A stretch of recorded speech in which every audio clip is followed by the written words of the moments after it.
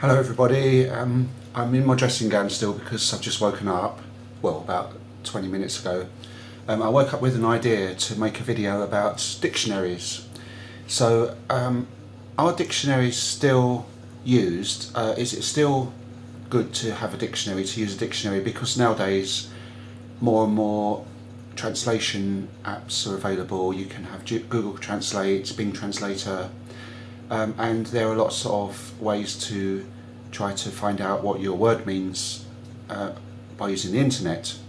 But does it depend on the language? So let's have a look at some of the things I've got here. So first of all, I've been learning Tagalog lately, which is Filipino, and I woke up this morning thinking I don't have a Tagalog dictionary, but then suddenly I remembered I do. I bought one a few years ago with a view to learning Tagalog, but I never started learning it. I just saw this in a charity shop, and it wasn't my own charity shop, by the way. I bought this in an Oxfam shop, and I was served by a Russian lady, and I've got the receipt here, so it will tell me when I bought it. I think it was about 4 years ago. It was 5th of March 2020, so not that long ago, about 3 years ago. And I thought one day I'm going to learn Tagalog, and I had a conversation in Russian with the lady who sold this to me because she was Russian. So there you are. So dictionaries, do we need them?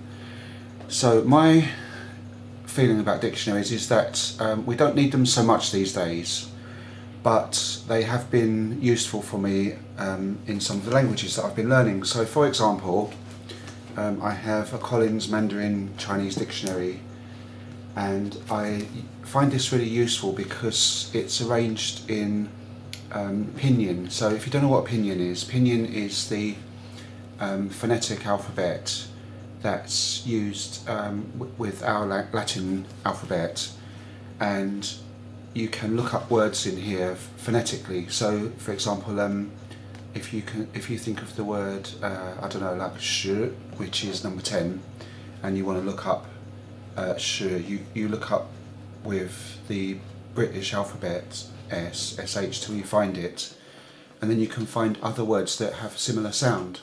So there are lots of Chinese words that have the same sound but a different meaning, so you could make mistakes in Mandarin. So sometimes this has been useful for me to kind of to nail it, to try to nail a word.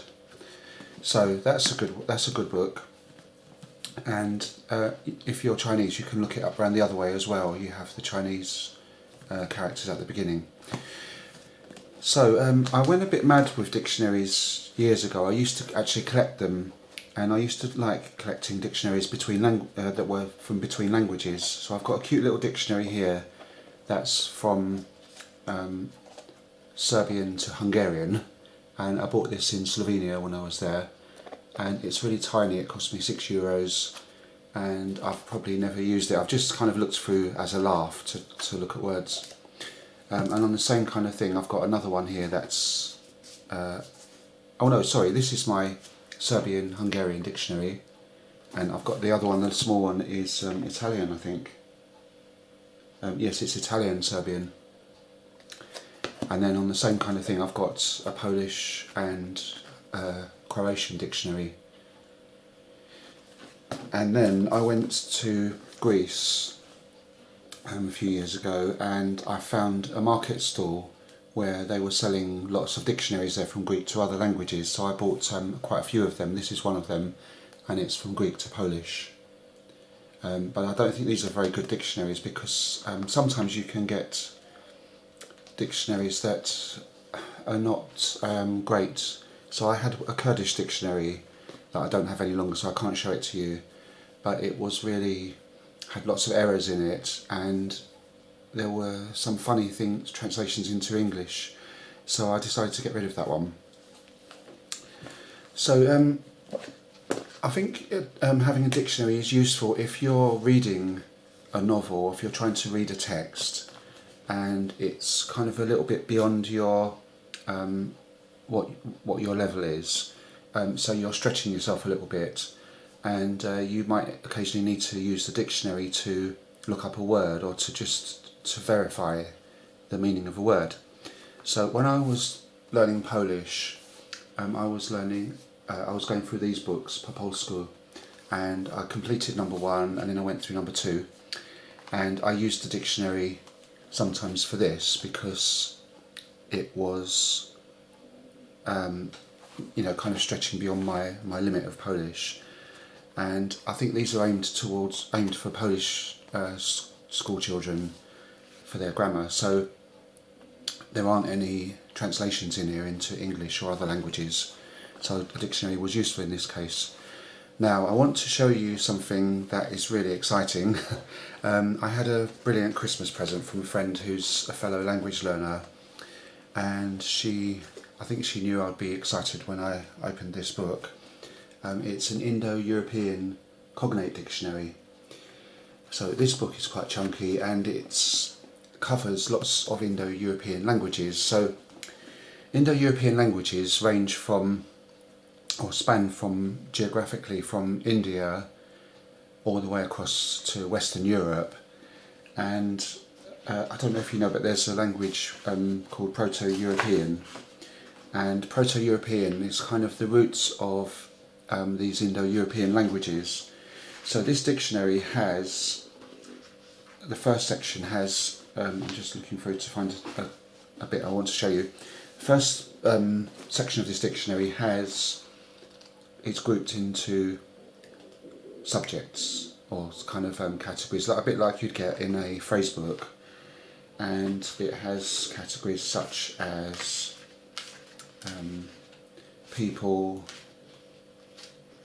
kinship and things like this, and then within those categories the Proto-Indo-European words are arranged alphabetically, and then underneath you have a list of the languages, the groups of families of languages, so like Germanic, Latin, Indo-Iranian and things like this, and it gives you examples of words that come from those roots. And then at the back you have an index, but the index is actually for all the different languages featured in this book. So there are about 20 odd languages featured, ranging from, you have like all the Scandinavian languages like Norwegian, Finnish, that's not Finnish, sorry, Finnish isn't an Indo-European language, Norwegian, Danish, Swedish, and then you've got Germanic languages like German, English, Dutch, and then you've got French languages like French, Portuguese, Italian, and then the dictionary is arranged into Proto-European roots at the back, and then you can look up the individual languages. So for example, it starts off with English here, and then if you want to look up a word, say for example acorn, it gives you the Proto-Indo-European root of the word. So it's quite an interesting book to look through. I mean, I just couldn't stop looking at this when I first got it, because I was just thinking, oh wow, the word, this comes from this. So I looked up the word seat, for example, and for example, you've got German Setzen, you've got, hang on, I've forgotten, it is early in the morning by the way, I've only just got up. I've lost my place as well here. Okay, I'm just going to do a random thing and open it up and see what we've got. So the word, the word wheel, for example, in Proto-European is quel. I don't know how you pronounce these. If you can see that there. And the word wheel is listed with all the different languages. So you've got in the Germanic languages, wheel, English, wheel, Old English,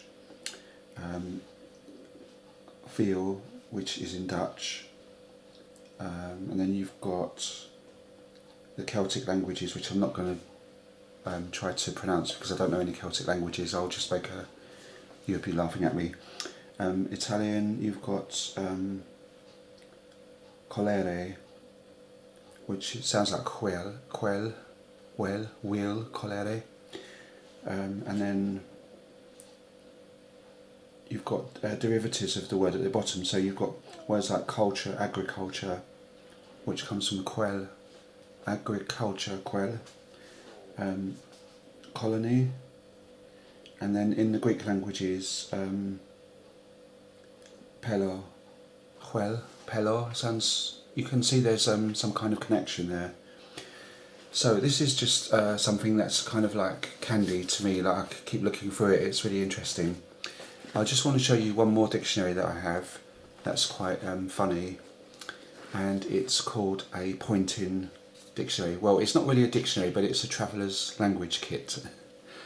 And this is something that has pictures in it, so you just point to something. So if you go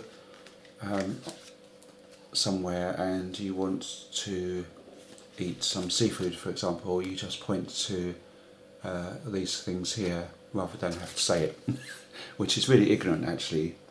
But I just wanted to make a point that a lot of people, when they learn language, they take a dictionary with them on holiday, and it doesn't really work like that. This might be more useful for you. Okay, so do you find dictionaries useful? Do you have a collection of dictionaries, and do you use them, in your language learning quite often, or do you find that you're not using them so much now because you have Duolingo? So I just want to make a point as well to say that sometimes translation apps don't always work. They don't always give you the exact meaning, especially if the language is very different or if it's a smaller language.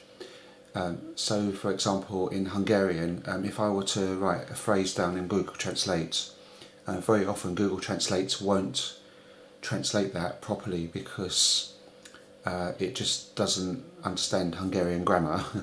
And I don't know who does, but I think there's about 4 people in the world. And then also sometimes if the language is a smaller language, so for example, if you're learning, I don't know, even like Filipino, for example, which isn't that much of a small language, but I've noticed that when I've typed in something on Google Translate, it doesn't come up with the correct meaning. So a word might do, but not a phrase, because the grammar is a bit different to English. So thanks very much for watching. I thought I'd just make this video quickly about dictionaries because I can, and I hope you have a nice day and keep watching. Thanks very much for watching. Take care and adios.